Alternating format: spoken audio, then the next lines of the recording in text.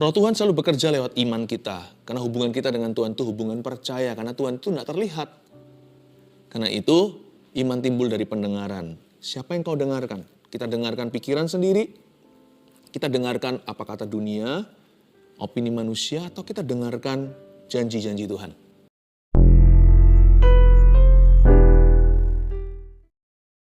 Terima kasih Tuhan Yesus. Sampaikan sabdamu Bapa.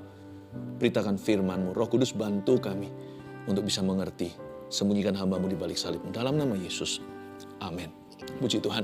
Mari kita ambil Alkitab kita, buka di kitab Injil. Di Markus pasal 9 ayat 20. Saya berikan judul membungkam keraguan sendiri. Musuh terbesar orang percaya itu ternyata bukan setan. Tapi keraguannya sendiri. Adam dan Hawa kalau dia nggak ragu akan perkataan Tuhan, jikalau dia tidak bimbang, setan mau ngomong apa juga percuma. Mau dihasut untuk makan dari pohon terlarang, mereka akan tertawa dan berkata, enyahlah. Kamu itu berbohong setan. Tapi kalau mereka ragu, buka celah, terjadi sesuatu. Sebenarnya musuh terbesar orang percaya adalah keraguannya. Karena itu kita harus segera membungkam keraguan kita ketika itu mulai berbicara. Ingatlah, kita tidak sedang dialog dengan pikiran kita. Sebab iblis itu sang pendakwa. Jadi sebenarnya yang menuduh-nuduh kita itu bukan suara hati kita, tetapi suara setan. Kita akan pelajari ada satu kasus di dalam kitab Injil yang kita baca ini. Yaitu kasus Yesus mengusir roh dari seorang anak yang bisu, ini roh jahat. Dan kita akan melihat bagaimana roh jahat itu bekerja. Dan kita juga akan melihat bagaimana roh Allah bekerja. Roh Tuhan selalu bekerja lewat iman kita. Karena hubungan kita dengan Tuhan itu hubungan percaya. Karena Tuhan itu tidak terlihat. Karena itu iman timbul dari pendengaran. Siapa yang kau dengarkan? Kita dengarkan pikiran sendiri. Kita dengarkan apa kata dunia, opini manusia, atau kita dengarkan janji-janji Tuhan. Langsung ke ayat 20, saya bacakan. Lalu mereka membawanya kepadanya. Waktu roh itu melihat Yesus, anak itu segera digoncang-goncangnya. Dan anak itu terpelanting ke tanah dan terguling-guling sedang mulutnya berbusa. Ngeri ya. Lalu Yesus bertanya kepada ayah anak itu, sudah berapa lama ia mengalami ini? Jawabnya, sejak masa kecilnya. Dan seringkali roh itu menyeretnya ke dalam api ataupun ke dalam air untuk membinasakannya. Sebab itu jika engkau dapat berbuat sesuatu, tolonglah kami dan kasihanilah kami. Jawab Yesus, katamu, jika engkau dapat, tidak ada yang mustahil bagi orang yang percaya. Segera ayah anak itu berteriak, aku percaya, tolonglah aku yang tidak percaya ini. Ketika Yesus melihat orang banyak makin datang berkerumun, ia menegur roh jahat itu dengan keras, katanya, hai kau roh yang menyebabkan orang menjadi bisu dan tuli. Aku memerintahkan kau, keluarlah daripada anak ini dan janganlah memasukinya lagi. Lalu keluarlah roh itu sambil berteriak dan menggoncang-goncang anak itu dengan hebatnya. Anak itu kelihatannya seperti orang mati. Sehingga banyak orang yang berkata, ia sudah mati. Tetapi Yesus memegang tangan anak itu dan membangunkannya. Lalu ia bangkit sendiri. Ketika Yesus sudah di rumah dan murid-muridnya sendirian dengan dia, bertanyalah mereka, mengapa kami tidak dapat mengusir roh itu? Jawab Yesus kepada mereka, jenis ini tidak dapat diusir kecuali dengan berdoa. Membungkam keraguan sendiri. Ayat 20, lalu mereka membawanya kepadanya. Waktu roh itu melihat Yesus, anak itu segera digoncang-goncangnya. Apa alasan setan berbuat demikian? Memang anak ini dari waktu ke waktu kumat-kumatan, tapi kali ini tidak tergantung waktunya setan. Tapi ketika setan melihat Tuhan, langsung anak itu terpelanting dan digoncang-goncangnya. Sebenarnya ada penjelasan. Saya percaya setan itu panik waktu lihat Yesus. Dia ketakutan, mungkin dalam hati mereka ya, mereka berbicara satu dengan yang lainnya dalam diri anak kecil ini yang dirasuki. Wah, mati kita.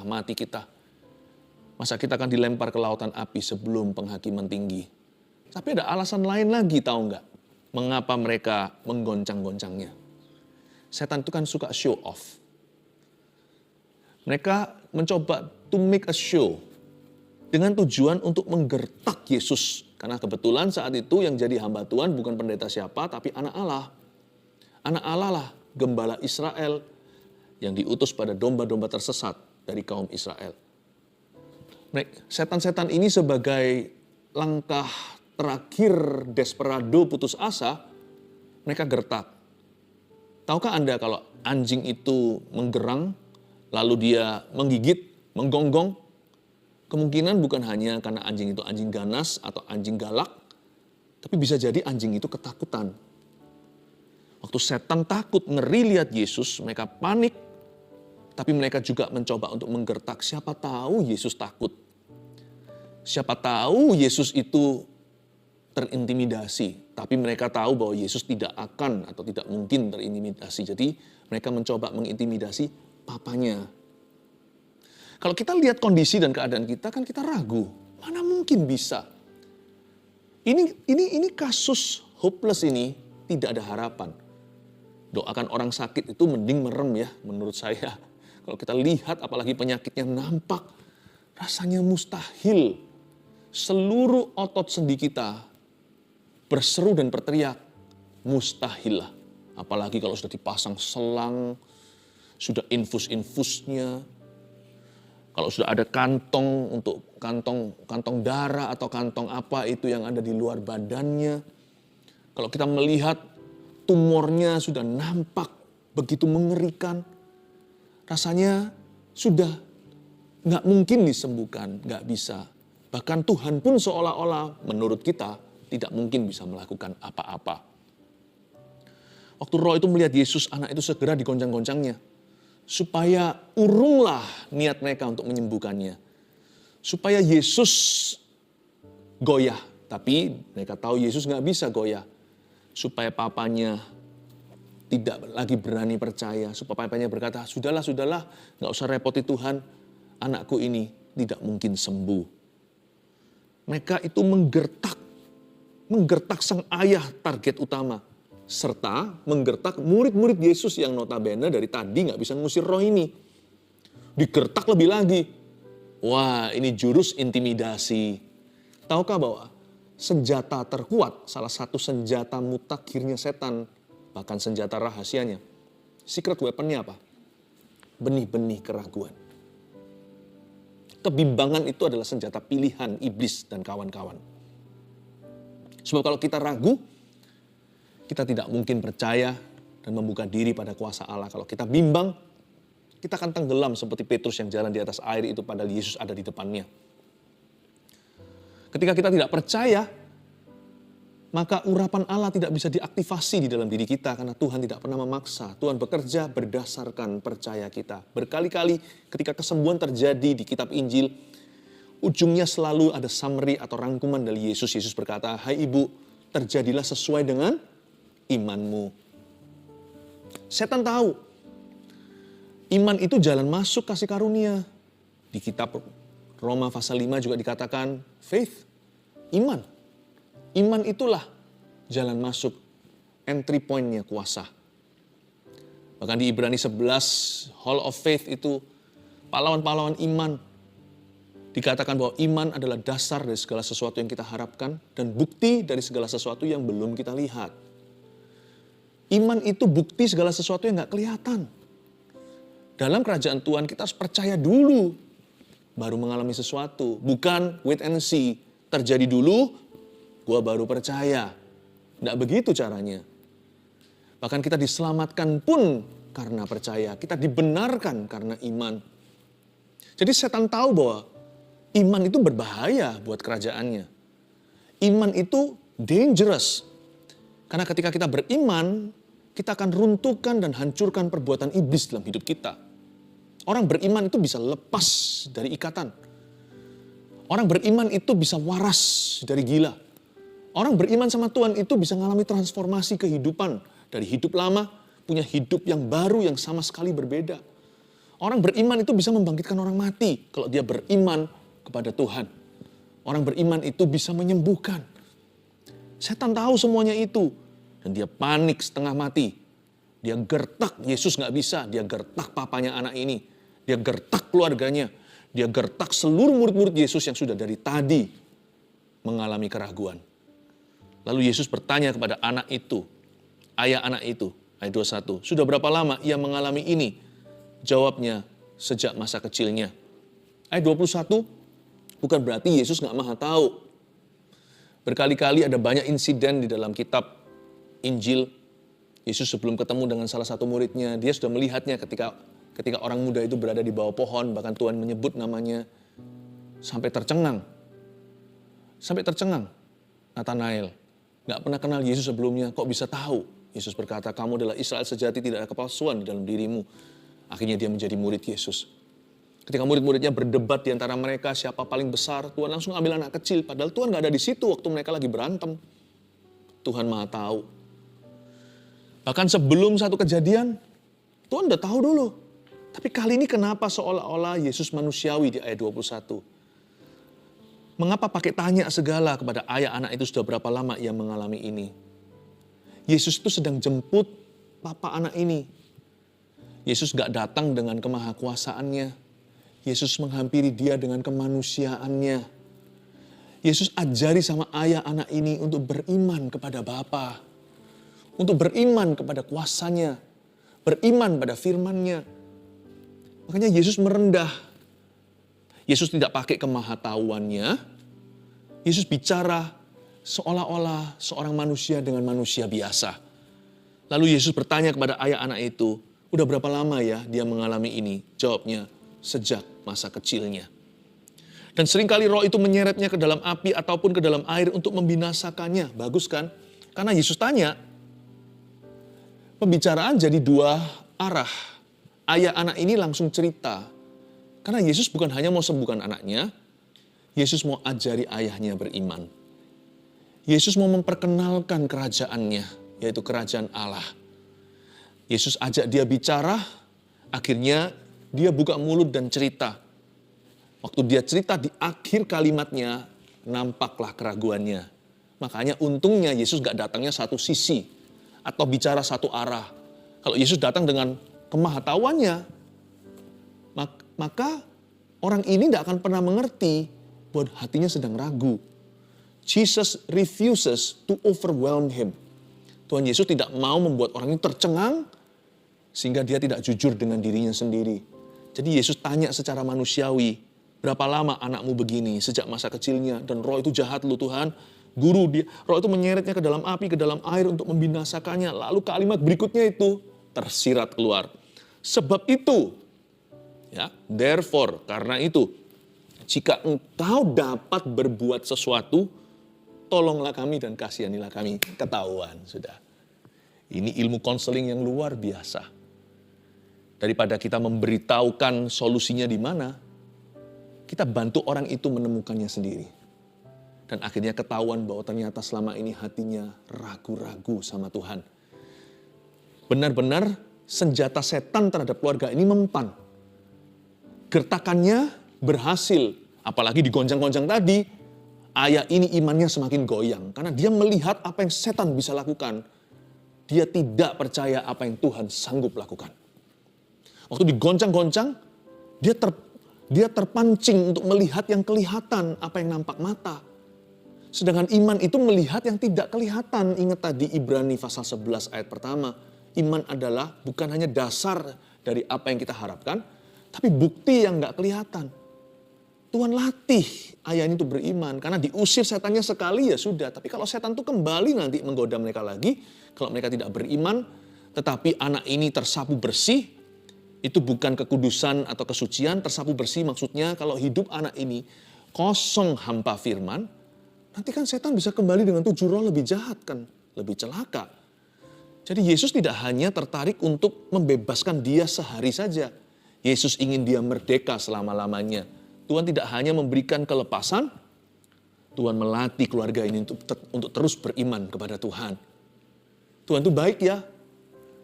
Tuhan itu gak pernah kasih kita painkiller untuk sembuhkan gejalanya. Tuhan selalu mau cabut akar-akarnya. Ini ilmu konseling yang luar biasa. Yesus tanya sama dia. Dan dia mulai angkat bicara ketahuan. Ternyata dia selama ini masih banyak keraguan sama Tuhan. Sebab itu jika engkau dapat berbuat sesuatu, tolonglah kami dan kasihanilah kami. Ayat 23 jawab Yesus. Katamu, jika engkau dapat, Tuhan seperti menunjukkan wajah tercengang. Jika aku dapat, tidak ada yang mustahil bagi orang yang percaya. Harusnya Tuhan Yesus tersinggung sebagai anak Allah. Karena kan sekarang ini yang diragukan kan Tuhan. Yang dipertanyakan kan kemampuannya Tuhan. Coba bayangkan jika ada seorang konglomerat makan di restoran. Lalu habis itu yang pelayannya berkata, permisi Mbak, ini makanan yang Bapak pesan ini paling mahal, Bapak sanggup bayar? Mungkin kalau orang itu egonya besar dan tinggi, bisa gebrak meja tuh. Dan berkata, panggilkan manajernya. Atau bahkan kalau perlu saya beli restoran ini. Kamu nggak tahu ya saya siapa. Tidak ada yang saya tidak bisa beli. Tidak ada yang saya tidak bisa bayar. Tapi Tuhan tidak menyebut dirinya. Dia tidak berkata, tidak ada yang mustahil bagiku. Padahal, dialah yang diragukan. Ini personal. Tuhan yang diragukan. Dia tidak berkata, tidak ada yang mustahil bagiku. Tuhan nggak ngamuk-ngamuk. Lalu Tuhan Yesus hengkang dari situ dan berkata, tersinggung aku. Tidak ada yang mustahil bagi saya. Enggak. It's all about that man and his family. Kalau Tuhan melayani itu semua tentang orang yang dia layani, bukan tentang dirinya. Tentang ayah anak ini, tentang anak ini, tentang ibunya, tentang keluarganya. Tuhan mau selamatkan seluruh family ini. Makanya Tuhan berkata, katamu, jika engkau dapat, Lalu Tuhan berkata, tidak ada yang mustahil bagi orang yang percaya. Ditunjuk ke dia. Kamu tidak percaya atau kurang percaya. Sebenarnya tidak ada yang mustahil bagi orang yang percaya. Tuhan memang sumbernya. Kalau kita ngusir setan, ngusir pakai nama siapa? Dalam nama pendeta atau dalam nama papa mama kita? Atau dalam nama siapa? Dalam nama Yesus ya kan? Jadi Yesus gak perlu digunjang-ganjingkan.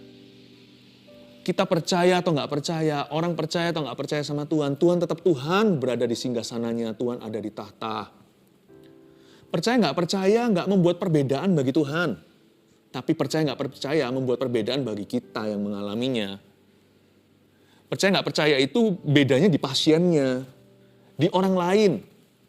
Bedanya di kita. Makanya Tuhan berkata, jika engkau dapat, nggak apa-apalah, never mind, it's okay. Memang nggak semua orang bisa percaya sama Tuhan. Tapi FYI kata Tuhan kepada ayahnya anak kecil ini. For your information only. Tahu nggak kamu, tidak ada yang mustahil loh bagi orang yang percaya. Tuhan lemparkan bolanya kembali ke dia. Sebab jika engkau dapat berbuat sesuatu, tidak ada yang mustahil bagi orang yang percaya. Langsung ayah anak ini tertemplak. Bukan tertuduh ya, tertuduh itu setan yang melakukan. Tertemplak itu Roh Kudus. Roh Kudus itu menginsafkan kita akan ketidakpercayaan kita. Tiba-tiba Roh Kudus seperti membelai halus hatinya dan dia langsung merasa bersalah. Tapi perasaan bersalah itu tidak membuat dia jauh dari Tuhan, tapi justru membuat dia mendekat kepadanya. Kalau Roh Kudus yang menemplak seseorang, orang itu akan bertobat, bukan lari dari hadiratnya. Segera ayah anak itu berteriak, ini responnya ketika dia ditemplak oleh Roh Kudus. I believe, aku percaya. Help me with my unbelief. Tolonglah aku yang tidak percaya ini. Saya mengagumi ayah anak ini. Orang ini real sekali. Ini bukan orang yang lip service atau hanyalah manis bibirnya. Lebih baik orang gini, Yesus lebih hargai. Tapi kalau orang Farisi, Yesus langsung tegur mereka. Karena mereka munafik. Mending kita jujur sama Yesus, kalau kita kurang percaya, kita minta Tuhan tambahkan iman. Daripada orang yang berkata percaya, tapi kelakuannya beda. Ayah anak ini langsung berteriak ketika dia menyadari bahwa ternyata selama ini keraguan masih memerintah. Dan dia baru sadar, barusan itu aku ngomong apa ya? Seperti hampir-hampir dia menepuk pipinya sendiri, bahkan kalau perlu menampar bibirnya. Aku ngomong apa tadi? Jika engkau dapat. Aduh, bukannya pengakuan iman, kok pengakuan ragu. Kenapa yang kuelu-elukan itu kebimbangan, bukan firman Tuhan. Hampir-hampir dia tampar bibirnya sendiri dan berkata, apa yang aku katakan? Aku ngomong apa tadi ini ya? Sorry Tuhan. Sorry Tuhan. Aku percaya. Belum mantap-mantap sekali sih. Help me. Tolonglah aku yang tidak percaya ini. Ini yang perlu kita lakukan. Kita nggak perlu punya iman segede gunung. Biji sesawi aja jadi. Tapi waktu kita merasakan keraguan atau mulai mencetuskan kebimbangan-kebimbangan bukan firman Tuhan, waktu kita menyadarinya, cepat bungkam dirimu sendiri. If you've got nothing to say, no faith to confess, say nothing. Kalau kita nggak tahu mau ngomong apa, lebih baik jangan ngomong apa-apa. Nanti kita ngawur ngomongnya, malah ditangkap sama roh jahat. Jangan sampai kita meracuni diri sendiri. Banyak orang mengeluh, menggerutu, mati sendiri di padang gurun. Bukan Tuhan yang bunuh, tapi kalimat dan kata ragu yang membunuhnya. Tahu nggak kata-kata kita bisa membunuh orang lain? Bukan fisik maksud saya, membunuh roh mereka, membunuh hati mereka, membunuh semangat, mematahkannya. Kalau kita nggak tahu mau ngomong apa, jangan ngomong apa-apa deh. Kalau nggak ada iman yang bisa kita akui, lebih baik kita berdiamlah. Dan ketahuilah bahwa aku adalah Tuhan. Mendingan berdiam diri di hadirat Tuhan sampai iman tumbuh. Kebanyakan orang itu tanpa sadari kita ini kebanyakan berbicara, tapi yang kita ucapkan itu semua yang pesimis dan negatif. Lebih baik nggak ngomong apa-apa, lebih baik nggak menabur daripada menabur yang salah. Nanti soalnya harus mencabut semua taburan itu, mendingan saya nggak nabur. Kalau kita memang harus menabur sesuatu dengan kata dan kalimat, taburlah firman, taburlah iman. Akuilah imanmu di hadapan Tuhan. Tapi saya nggak tahu, saya nggak pintar ngomong. Kan ada banyak lagu-lagu yang barusan kita nyanyikan tadi ini sebelum firman juga semua lagu iman, lagu firman. Aku percaya Tuhanku ajaib, Tuhanku dahsyat. Semua lagu-lagu itu, lagu-lagu gereja, lagu-lagu pujian kan memang digubah, ditulis untuk membawa kita ke hadirat Allah. Dan untuk membawa hadirat Tuhan ke dalam hati kita. Kalau kita nggak tahu mau ngomong apa, nyanyi. Tapi Pastor Philip saya nggak kepingin nyanyi. Pingin nggak pingin, akuilah firman. Karena itu lebih berguna daripada kita tidak berbuat apa-apa. Segera ayah itu berteriak, aku percaya, tolonglah aku yang tidak percaya. Ketika Yesus melihat orang banyak, makin banyak berkerumun. Berbondong-bondong datang, pastilah. Ada orang, anak muda yang dibanting-banting ke tanah kayak gitu, terpelanting berbusa-busa. Masa orang-orang di jalanan nggak akan datang, lihat ada apa. Itu kalau ada mobil bisa macet itu. Ketika Yesus melihat orang banyak makin datang berkerumun, ia menegur roh jahat itu dengan keras. Katanya, berhenti di sana. Kenapa Yesus waktu lihat orang banyak langsung cepet-cepet aja beresin setan ini? Karena gini ya, faith is personal, iman itu personal. Nggak usah asyiknya rame-rame atau nggak usah perlu, ayo jadi tontonan, lain cerita lain hari jadi kesaksian. Iman itu nggak bisa tiru-tiru, nggak bisa ajak-ajak, kita hanya bisa beritakan, saya ini penabur, saya menabur Injil dan menabur firman. Keluarga Saat Teduh ada 4 macam tipe tanah. Semoga Anda adalah tanah yang subur, bukan yang berbatu-batu atau bersemak duri. Kita nggak bisa ajak-ajak, kita hanya bisa saksikan. Iman itu personal, iman itu pilihan masing-masing. Dan orang ini, waktu dia percaya pada Tuhan, udah selesai. Kelar, orang-orang banyak tidak menambahkan apa-apa. Jadi Tuhan segera menegur roh-roh jahat itu. Tapi ini juga sebuah pelajaran bagi kita, bahwa kita perlu berbicara tegas pada situasi kita dengan iman. Maka Tuhan berkata begini dengan keras, katanya, lihat perkataan Tuhan. Hai kau roh yang menyebabkan orang menjadi bisu dan tuli, aku memerintahkan engkau. Jangan diajak dialog keraguanmu atau kebimbanganmu. Setan jangan diajak bicara. Hasutan-hasutan itu jangan coba untuk dilawan dengan pikiran positif. Langsung aja perintahkan tengging dalam nama Yesus. Pikiran-pikiran buruk, pikiran-pikiran jahat, pikiran-pikiran berzina, pikiran-pikiran meninggalkan Tuhan, enyah dalam nama Yesus. Dan kalau kita mau tengking itu, lakukan dengan caranya Yesus. Selalu di backup dengan firman. Ada tertulis, manusia hidup bukan dari roti saja, tapi dari setiap firman yang keluar dari mulut Allah. Ada tertulis, jangan mencobai Tuhan Allahmu. Ada tertulis, sembahlah Tuhan dan Dia saja. Makanya itu pentingnya kita tuh isi diri dengan peluru firman itu pada waktu nanti kita perlu menggunakan pedang kita, ada peluru waktu kita memakai senjata iman. Hai kau roh yang menyebabkan orang itu bisu dan tuli, aku memerintahkan engkau, I command you. Keluarlah dari anak ini dan jangan memasukinya lagi. Please speak to your circumstances with the authority of the word. Bicara kepada keadaanmu dengan otoritas Tuhan. Kadang-kadang kalau saya nggak bisa memuji, saya juga alami berat gitu, misalnya dalam tekanan, apakah kami nggak punya masalah? Punya, cuman kami tidak memberhalakan masalah kami, itu aja bedanya. Kami menaruh masalah orang-orang yang kami layani termasuk keluarga saat teduh itu setara bahkan lebih prioritas daripada masalah pribadi kami sendiri. Tapi waktu saya sendiri secara pribadi, saya rasa seperti, berat sekali. Nggak kuat. Tuhan sudah melatih saya, puluhan tahun sudah, untuk berkata, hai jiwaku, pujilah Tuhan. Saya perintahkan jiwa saya sendiri, sekalipun saya bukan bicara ke setan, saya juga bisa bicara kepada roh saya sendiri. Saya juga bisa bicara kepada badan tubuh saya. Seperti orang kalau bangun tidur, harus bangun kerja, padahal maunya tidur sampai siang. Kita bisa perintahkan kan, ayo bangun sekarang, nanti telat.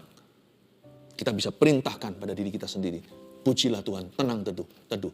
Semua akan indah pada waktunya.